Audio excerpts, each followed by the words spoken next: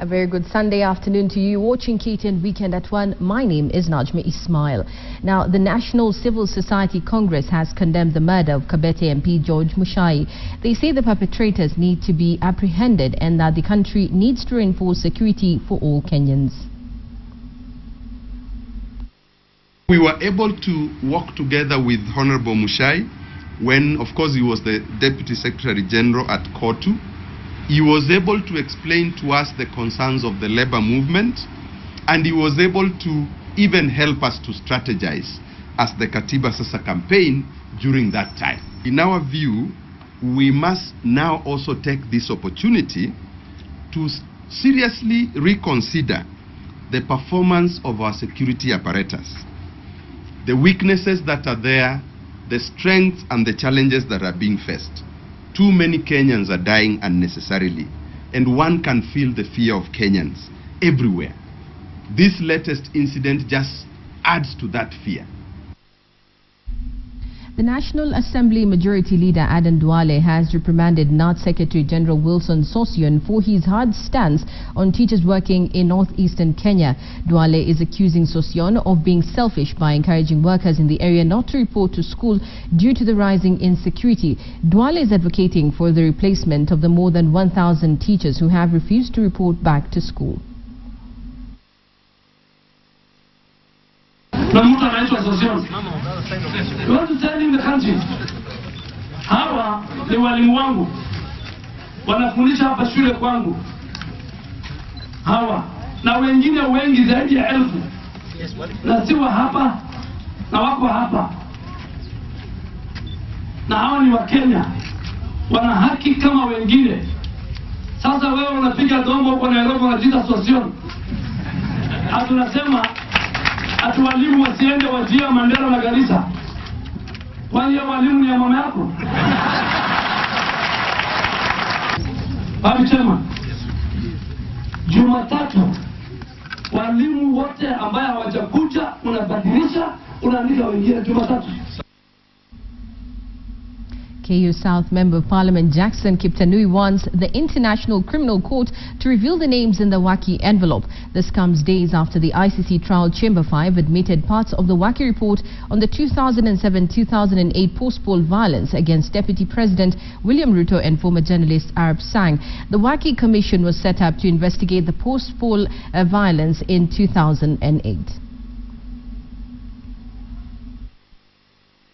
Itakuwa vizuri pia kama ICC imesema ina admit hii Waki report, pia watuambie majina yale mengine ambayo yalikuwa kwa hii bahasha ni akina nani. Kwa vile personally mimi naamini kwamba jina ya William haikuwa kwa hiyo bahasha, William Ruto the deputy president. Watuambie ni au wengine ni kina nani ndio tujue. The Njuri Council of Elders has ousted its leadership in a highly charged meeting that was attended by over 1,000 members. The only men affair was held at the Njuri Shrine, where those present voted for new leaders through voting by acclamation. The rather angry lot accused the current leaders of commercializing Njuri at the expense of the welfare of the Ameru community. The recent confrontation of Senate's Majority Leader Kindiki Kithure seems to have stirred controversy as claims arrived that due process was not followed. The Njuri gives political direction to the Ameru people community and is much revered. KTN's Carol Derry is in Meru County and brings us the story. It was a meeting like no other. Over 1,000 men from the Ameru community thronged the Njiro Shrine on the Meru Maua Road. No woman is allowed within the premises. The crucial matter at hand today being the now controversial installation of Senate Majority Leader Kindiki Kithure as the Ameru spokesperson. They said Kindiki, who is from the Rakanidi, was unprocedurally installed without the involvement of all concerned parties of Njuri. Further, claims arose of the current crop of leaders not putting the interests of the community first. This called for an election of new leaders, one done by way of acclamation, where Lino Kabera was chosen as the chairman. Tutahakikisha tutaunganisha Wameru wote, constituencies zote. Mimi sijakuja hapa kutafuta mali, nimekuja hapa kuweka Njuri Ncheke wasi. The recent installation of Isiolo Governor Godana Doyo as a Njuri Ncheke elder also attracted a fine of 100 liters of pure honey, a bull and a ram from the ousted leaders led by Fares Rotere. Na tukiwaona mmoja anaanza kuenda kombo, tunamtoa mara moja tunaweka mwingine. Rotere and his allies, who have been at the helm of Njuri Ncheke, and their supporters did not attend the charged meeting, and those who dared were met by an angry lot.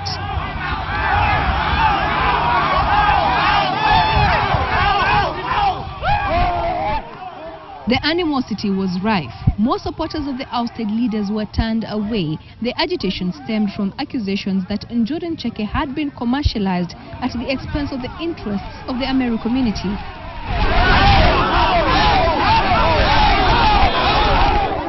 After the elections were held, Meru Governor Peter Munya made a grand entry to the shrine. As with every traditional ceremony, and especially one that only admits men, there was plenty of meat to go around. Those present resolved to continue supporting the Alliance Party of Kenya, APK, saying though they support the Jubilee government, the newly formed Jubilee Alliance Party does not enjoy a similar support from the people of Meru. Tuendelee kufanya kazi na hiyo serikali iko. Tutaendelea lakini hatuvunji chama. Those present urged the Ameru community to unite. The larger Njuri Ncheke sought to stamp its authority by replacing the officials linked with the now controversial coronation of Kindiki Kithure as the Ameru spokesperson. It is to be noted that Njuri Ncheke gives political direction to the Ameru community, and therefore many await to see how this will pan out. Carol Derry, KTN, Meru County. From Meru to Kakamega now, every year titans clash in Kakamega. The fiercest bullfights are a heritage of the Idaho and Isuha of the Luya community. This year was no exception as two prize bulls, Simba and Messi, contended for the highest honor. As the saying goes, there could only be one bull in the Simba. Dorcas Wangira covered the showdown.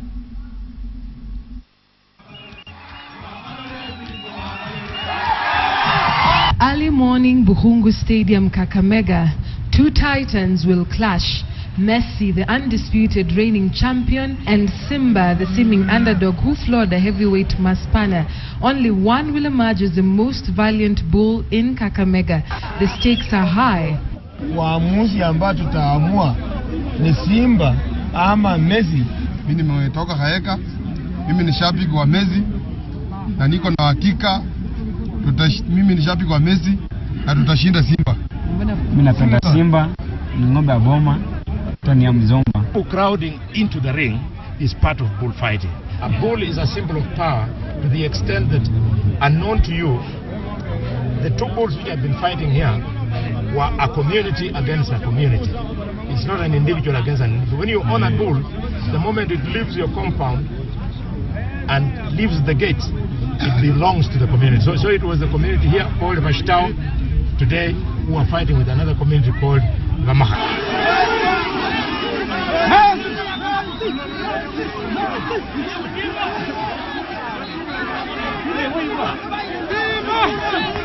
The fight ensues. For a moment, Messi is floored.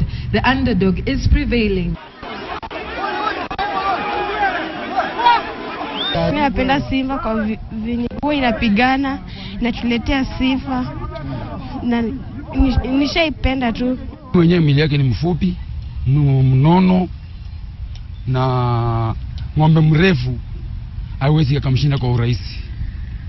Kwa kisibaki kama ng'ombe ya pembe refu inashindwa kumattack juu pembe zake ni fupi, zimeangalia kando. Messi rises again, more father, more vigor. A winner. Kana Simba ingine ingali nyuma. Ijamenyenu na Simba yangu na Messi na Maspana. His owner CID Vitute claims his prize, a walk of honor, money and the grand title. Shinda nimefurahi. Kwa ajili sasa mimi ndio sasa nimechukua ligi hapa sasa.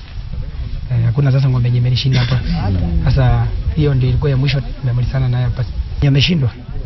Hao tena wataenda tu walisha tena watakuwa wanaitwa. The fans too ecstatic. They color the town with celebration as they lead the champion home. What is it about bullfighting year after year that continues to draw a massive following? Concerns continue to grow over safety, choice of venue and tapping revenue from the fights. At the end of the day, Messi, one valiant bull from Kakamega, has emerged the winner. This fight has been significant for both sides, and at the end of the day, regardless of who loses or who wins, we are still children from the same house. Dorcas Wangira, KTN, Kakamega, Kakamega. Well, thank you for watching The Weekend at 1. More details on these and other news stories in our subsequent bulletins. My name is Najma Ismail.